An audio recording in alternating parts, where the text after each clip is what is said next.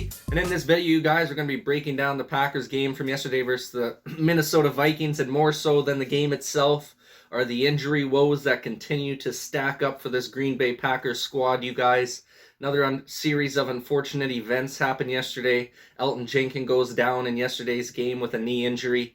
Reports have come back that he does have a torn ACL, so he's pretty much in the same boat as David Bakhtiari was last season, with tearing his ACL late in the season, so we're going to be missing him for the rest of this year. Very unfortunate news. Obviously, one of our premier offensive linemen, one of the better offensive linemen in the league. Such a versatile O-lineman, can play multiple positions for you. He's been doing very good at that left tackle spot, filling in for David Bakhtiari so far this year. It's going to be absolutely huge now getting Big Bach back in action. Hopefully he's good to go next week against the Rams. But worst case scenario, I'm assuming what the Green Bay Packers are trying to do is have him lined up to come back off of the bye week. Obviously, we got the Rams next weekend, and then we got our bye week before we play the Bears, I believe, coming out of the bye week. So it'll be huge to get Bakhtiari back in the fold now, obviously, with Elgton Jenkins going down for the season. Yeah, just super unfortunate, you guys. It's seems like as soon as we start seeing the light of day, the light at the end of the tunnel there, in the injury department, just another injury keeps coming back to bite us in the ass this season. Tough loss to the Vikings as well, 34-31. The defense was nowheres to be found yesterday. They allowed the Vikings to move the ball up and down the field at will.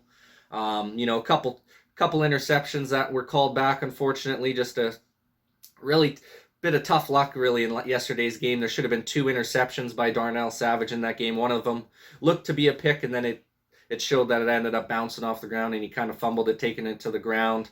And then the other one was that terrible fucking penalty on Kingsley Keke. I don't know what the hell he was thinking, going for the helmet-to-helmet contact on Kirk Cousins. Ended up getting a roughing the passer penalty. Otherwise, that would have been an INT in the end zone, which would have been a huge play for the Green Bay Packers. And then obviously we got to mention it. Special teams shoots us in the foot again with Mason Crosby missing yet another field goal, you guys.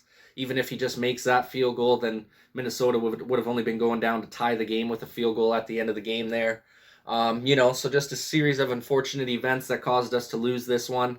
You never know what can happen in those divisional games. Obviously, the Vikings came ready to play. Their playoff hopes were kind of on the line in this one, being a 4-5 squad. They needed to get their team back to 500 ball, to stay in that wild card race. I don't think they're going to be able to overtake us in the division.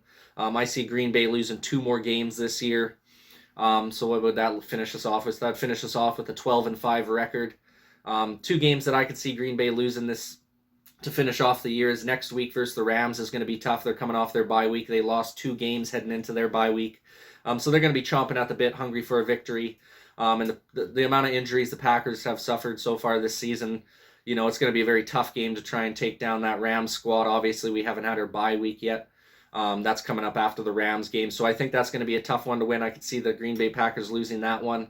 And then the only other game that I see us possibly losing in the rest of this season is the game against Baltimore. We got to go to Baltimore and play one. Other than that, I feel like we should be able to handle the rest of the teams. So I do think the Green Bay Packers will be able to hold on to first place in their division, be able to take home the division title this year. The chance of us winning first in the conference, though, I think have gone out the window with that loss there. Like I said, I don't see us being able to beat the Rams next week. And I think it's going to be a tough matchup against the Baltimore Ravens in a few weeks from now as well. So I just don't think 12-5 is going to be enough. I think there's going to be a 13-4 team out there that's going to be able to take first in the NFC. But nonetheless, Packers will still be making a good push to the playoffs here. Got to get some guys healthy, though. Like I said, man, it's just been an absolute terror stretch for the Green Bay Packers. Bob Tunyon obviously went out with a torn ACL a couple weeks ago. You also lost Kylan Hill, our third-string running back, to a torn ACL. Big Bach is thankfully coming back off a torn ACL, but then you go ahead and lose Elgton Jenkins to a torn ACL. Jair Alexander's down for the count with his shoulder. I mean, I'll be shocked if he even comes back for the regular season. If anything, I think they're going to save Jair for the playoffs and try and give it a go during the playoffs, but I think Jair's going to be going for shoulder surgery at the end of this season. You got Zadarius Smith still coming back off of that back surgery, so who knows if he's going to be able to play in the next couple of weeks. It's looking promising for him. It'd be huge to get him back in the fold. Obviously, Rashawn Gary wasn't a go with his hyperextended elbow. Just so many injuries on on the defensive side of the ball for us. Obviously, Josh Myers, our starting center, big rookie center who was absolutely phenomenal so far this year. He still hasn't been back off of his knee injury. He's still on the IR. We were missing MVS for a long stretch of games there. You can see how potent our offense can be with him in the fold. I mean, a couple of those long bombs, that huge one to tie it up at 31 apiece from A-Rod there with 2 minutes to go in the fourth quarter was just a nasty, nasty seed throwing all the way down the field. I thought our chances were pretty good there, but unfortunately the defense just couldn't hang on in this one, allowing 34 points to a Minnesota Vikings team that is a lot better than what their record shows. I mean, even though the Vikings are a 5-5 squad, they could easily be way better. They could easily be the same record as us at 8-3 or even 9-2.